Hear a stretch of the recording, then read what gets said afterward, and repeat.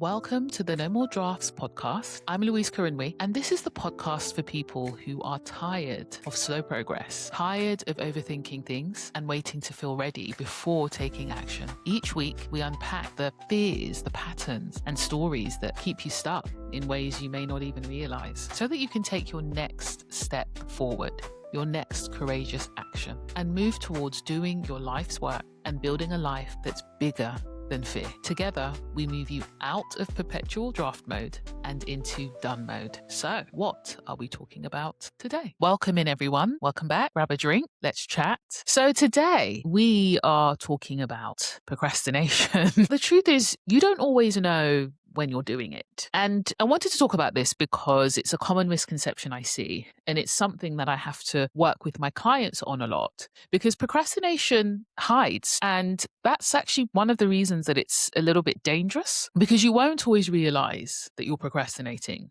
In fact, you won't always know that you're actually delaying and avoiding because procrastination isn't just an absence of not doing. It's an absence of not doing what you know you should be doing. And a lot of the time, only you know what you should actually be doing. No one around you does. So you could look busy, you could look productive, you could look active, you could look like you're moving things forward, but actually you're not. So this is one of the biggest dangers of procrastination is that it's hidden. It's not always obvious when you're doing it. And then there's another layer, if we want to be completely honest, in that you may be aware that you're procrastinating, but it's comfortable. It's comfortable. So you block it out. You pretend that you're not, or you try to become immune from knowing you're not. You avoid the feeling that comes from avoidance. And so you don't become aware or you blind yourself to it. So we need to battle with this misconception that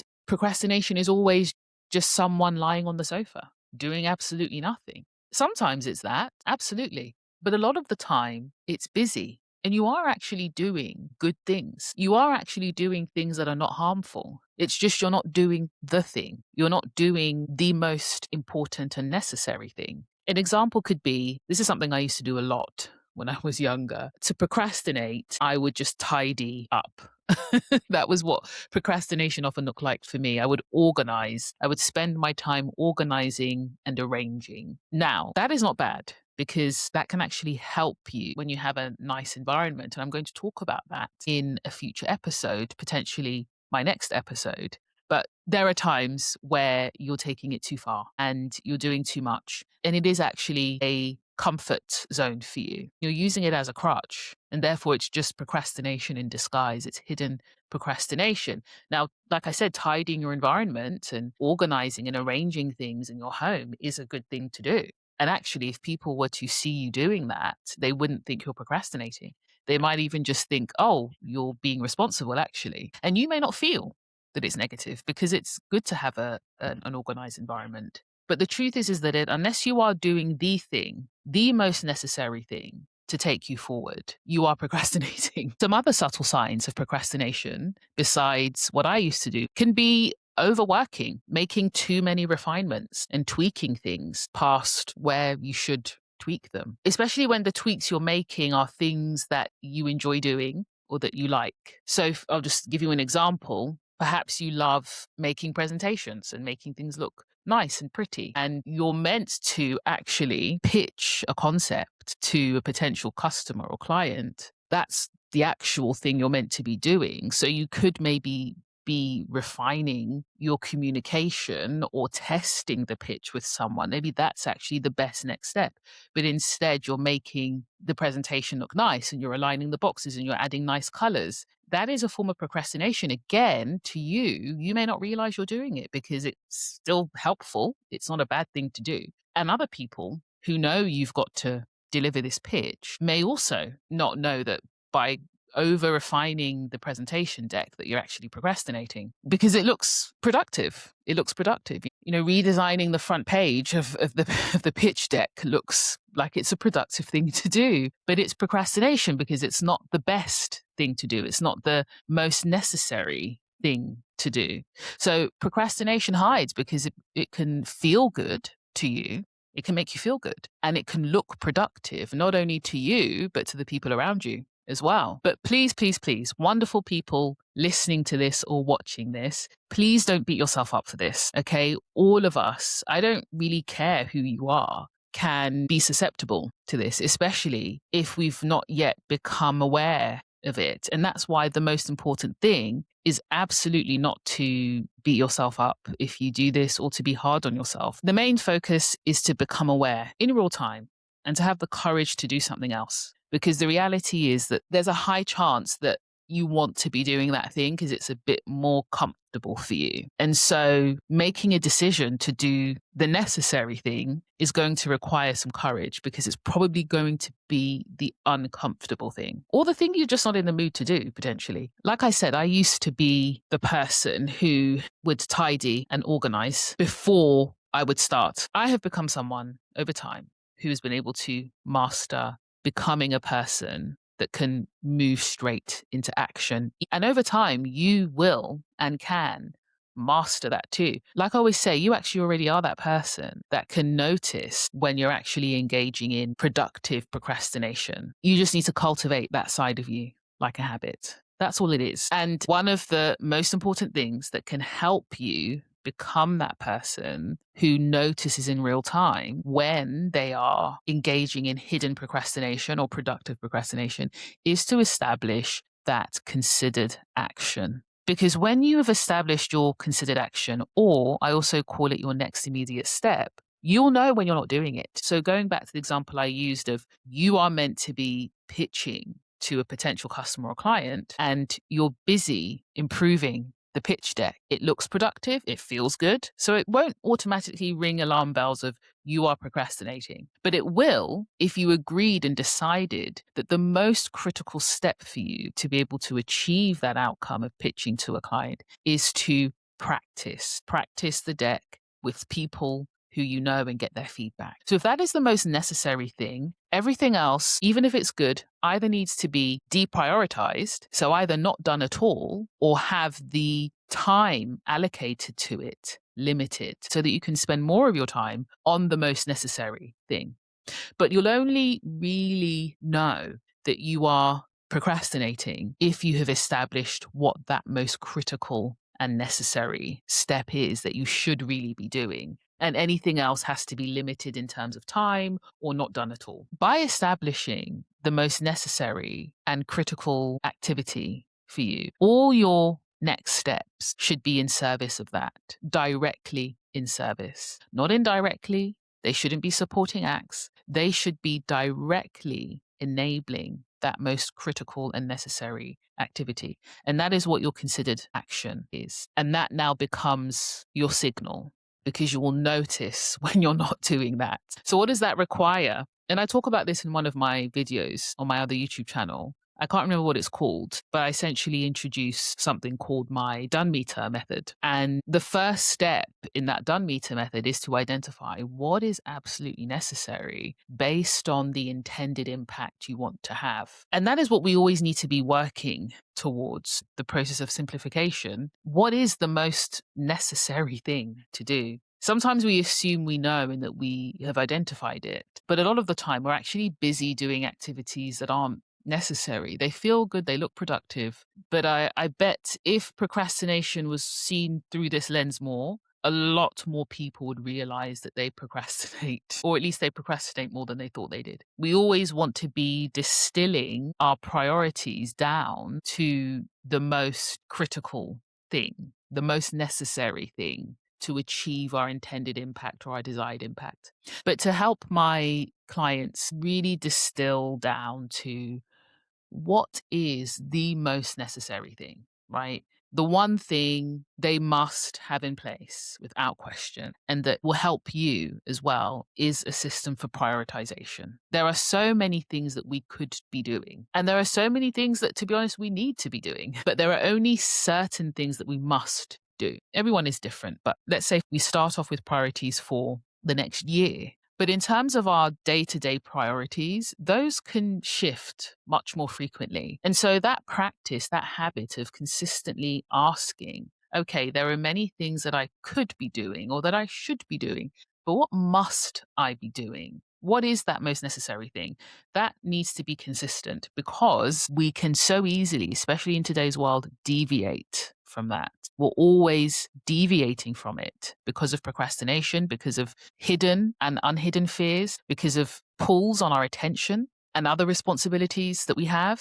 We can easily, so easily, not just because of procrastination, but because of many reasons, just so easily get wrapped up in other things that we think are good, that we think are what we're meant to be doing, but they're not really, until we keep coming back to this center. We keep coming back to this place of foundation, which is what is the most necessary thing. And I help my clients think of the most necessary next step or the most necessary activity using 3 different types of possible actions that they can take or activities they can prioritize. If you wanted to put it into an acronym, it would be BDB. You can use BDB to help you decide what type of action you're going to take next. So this framework is a useful guide to help you with that. And the first B is bold action. That is the action or the next step or activity that feels the most uncomfortable. It is the one that, if successful, would give you huge progress. It would move you forward leaps and bounds. Now, this is bold by nature, right? It's not comfortable. It might not even be reasonable. But if successful, it will get you progress. And I often talk about this type of action as an experiment. You're just testing something. You're giving it a go, as I say to my clients. Just give it a go and see what transpires. Now, of course, if it's going to be very risky, it needs to be calculated. It needs to be a risk that if it goes wrong, you can handle the impact of that, right? But it doesn't have to be incredibly risky. It just needs to be bold. It needs to require some courage from you, and it needs to be something that is not comfortable. So that's one category that your next most immediate and best step could be that will drive the impact and the outcome you truly desire. So if we were using the example I have been using throughout this episode, if you are needing to make that pitch to a potential customer or client, you could make a deck, but a bold action for that would be to just call a past customer and pitch something to them, someone you've already made a relationship with. Just pitch it live and get their feedback right then and there, without any prep, without any PowerPoint deck, nothing. Just go and see how it works. This podcast for me is my bold action. I pretty much just come on here and talk to you. I have no script. I just have an idea of the direction of the episode and the value that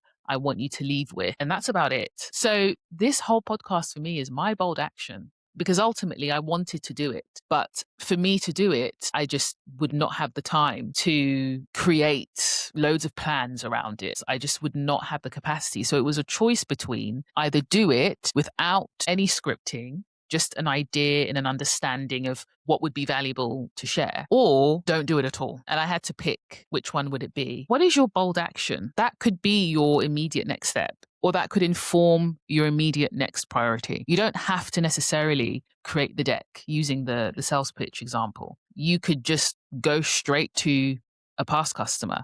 And of course, if the stakes aren't too high, you could just call a potential customer now and pitch to them straight away. So that's bold action. Then the D stands for your domino action. So your domino action is quite self-explanatory. That is the action that will have the biggest ripple effect on other potential actions or things you need to do. And that ripple effect means it will render those other actions unnecessary. So it will save you time. You won't need to do those other things anymore, or it will make every other subsequent action or task easier. And it may not even be the subsequent tasks. It could be some of the tasks leading up to the domino action as well. It will make everything that you would have had to have done easier, or everything that you still have to do easier. So what is that domino action that you could take? That one thing that if you did it, it would either open up loads of doors for you, or it would have a ripple effect on all the other activities you still have to do by making them easier or rendering them redundant. You don't have to do them anymore. So what is that? That is something that you can prioritize. Instead of refining the deck,